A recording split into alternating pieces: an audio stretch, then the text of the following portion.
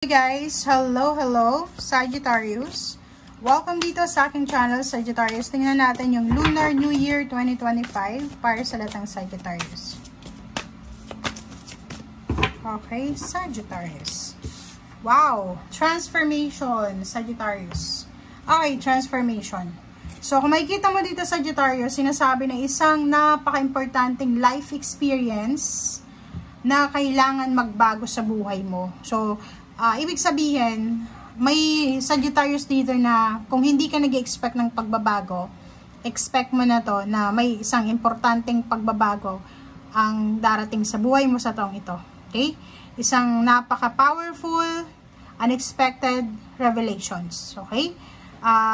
Breaking free of procrastination, release all belief system. So, mga lifestyle change, health change, parang ganon, mga mindset change, parang ganon. Lahat, magbabago sa'yo dito, Sagittarius. Okay?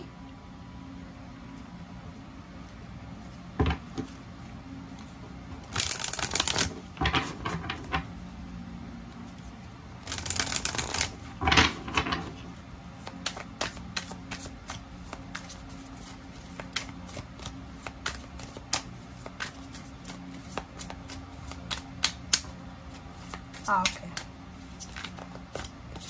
Second card natin, 5 fire. 5 of fire. Okay, Sagittarius. So, nakikita ko, may Sagittarius dito ang pwedeng nag-a-apply ka ng trabaho this year.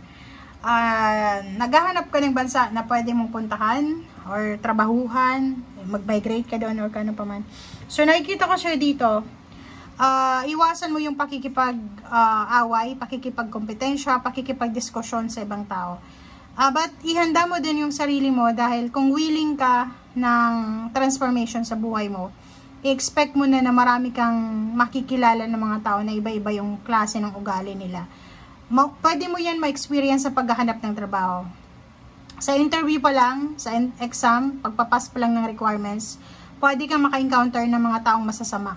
Kasi lahat rat race ngayon maraming unemployed, maraming mga taong naghahanap ng trabaho. So talagang mainit yung ulo. Pipila sila ng matagal, maglalakad sila para mag-distribute ng mga resume, parang ganun. So, kita ko sir dito na if ever lang maka-encounter ka ng ganyang klaseng tao, iwasan mo na lang, okay? Instead na makipagsagutan ka, makipagkompetensya ka. Kasi yung purpose mo dito is magkaroon ng financial change or emotional change. Paano ka magkakaroon yan kung lahat ng, para lang yung may pupuntahan ka, 'di ba? Tapos may mga aso dyan sa paligid mo na tahol ng tahol. Kung i-entertain mo yung mga asong yon, 'di ba? Pwedeng kagatin ka nila or maantala yung proseso ng paglalakad mo, 'di ba? Okay, King of Pentacles and Nine of Cups. Wow. So nakikita ko sir dito, may Sagittarius dito na sa taong ito talaga makakamit mo yung financial success na pinapangarap mo. Pinapangarap mo para sa pamilya mo or pinapangarap mo para sa sarili mo. So, ibig sabihin yan, etong magbabago sa'yo, hindi lang panahon ang magbabago, hindi lang taon, kundi yung financial, ano man tawag dito, management mo, financial management ay magbabago din, yung perang papasok sa'yo magbabago din, yung emotional mo magbabago din. So, nakikita ko sa'yo dito, para siyang double blessings na darating sa'yo. Emotional and financial blessings na darating sa'yo. Makakaipon ka ng pera, mahawakan mo yung perang gusto mo, magiging masaya pa, makakapag-relax ka pa. Parang ganun. Okay. So, nakikita ko sa'yo na yung motivation mo dito is makapag-ipon ng pera. So, posibleng makatanggap ka ng isang malaking kontrata. Kung isa kang business person, maraming kliyente, maraming customers ka na pwedeng pipirmahan or kontratang pipirmahan. If ikaw naman, empleyado, worker, ano man ang trabaho mo, malaking halagang pera tong maiipon mo sa taong ito. Okay, 3 of Wands, and then 8 of Wands. So, nakikita ko sa'yo dito, 8, 9, 10, 11. It's manifestation talaga, 11, 11. So, kung ilang taon mo tong hinintay or ilang buwan mo tong hinintay, nakikita ko na parating na siya. Okay? So, pwedeng nagpa-process ka ng papeles mo 3 years ago pa. 8 months ago, nagpa-process ka ng tungkol sa health mo, parang ganun. So, nakikita ko sa'yo dito, lahat ng paghihintay mo, lahat ng sakripisyo mo, ay nandito na yung sagot sa'yo. Okay? Magician, unexpected. Wow, diba? So, brace yourself, ihanda mo. Sagittarius yung sarili mo. Naku, napakaganda na ito. Sagittarius, ihanda mo ang sarili mo kasi isang unexpected na travel, relocation, isang unexpected na journey ang posibleng sisimulan mo this year. Yung 6 of Swords na ito, pwedeng kasama ang kapatid mo, magulang, or kung sino man dito, pwedeng lilipat kayo ng bahay, pupunta kayo ng ibang bansa, pero unexpected siya ha. Hindi siya yung iniisip mo. Pwedeng nag-a-apply ka ng trabaho sa Amerika, tapos sa Europa ka na swerte na pupunta. Okay? With your family. Okay, 7 of Pentacles.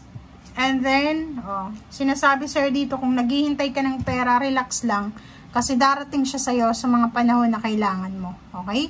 So, 7 of Pentacles, be patient kasi, alimbawa, naghihintay ka ng kontrata, naghihintay ka ng visa, ng passport, parang ganun. Kung ginawa mo na yung, nag-process ka na, wala ka na doon sa outcome. So, hayaan mo na lang siya and relax. Sleep, relax, spend time with your family, with nature, or kung saan pa man. Okay, King and Queen of Pentacles. So, nakikita ko sir dito, dalawang lugar, dalawang bansa, dalawang trabaho, dalawang tao yung posibleng nag-o-offer sa'yo ng financial success. Maganda to kasi yung ibang Sagittarius ay posibleng isa lang yung prospect nila. Like, yung iba gustong pumunta ng Amerika, doon tumira, pero yung universe ay bibigyan kanya ng dalawang options. Okay? Dalawang choices para malito ka or dalawang choices para makita mo talaga kung ano talaga yung para sa'yo. Dito, same with the Aries, nakikita ko na bibigyan ka ng pagkakataon ng ating universe na mabago yung takbo ng buhay mo. Leap of faith. So, hindi ka man sigurado, be strong, be courageous. Oras na para mag-transform yung buhay mo. Diba? So, Wheel of Fortune is a good karma. Transformation, change, alchemy. Diba? So, kung ano man to, so double confirmation, transformation, Wheel of Fortune, Zero the Fool.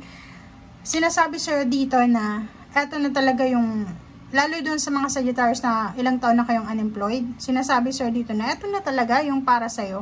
Diba? Kaya ka pinaghihintay ng ating Panginoon kasi eto yung deserve mo na blessings. Eto yung deserve mo na work. Eto yung deserve mo na place. Eto yung deserve mo na country. Eto yung deserve mo na relationship, na family, parang ganun. Okay? Thank you guys for watching. Bye!